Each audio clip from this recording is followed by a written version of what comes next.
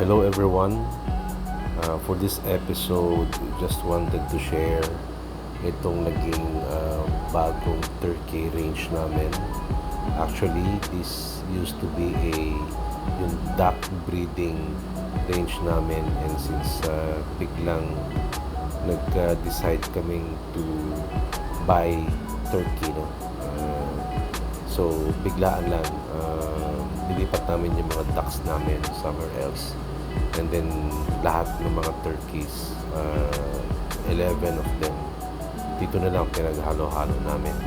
Dito we spread a lot of cocoa sawdust, no, to make the ground drier kasi medyo wet yung droppings ng mga Muscovy ducks natin.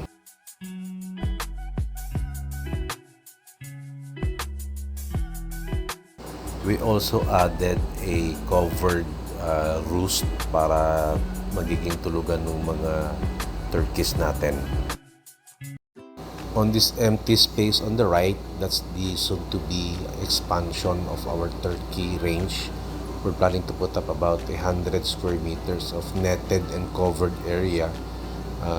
Plus, we will provide a bigger housing then to accommodate more nest and breeding areas for our imported lines of turkey. This new range could house about 50 to 60 heads, no? So that should be good for the coming months, and then we'll worry na lang for the next expansion. That's it for now, mga kabayan.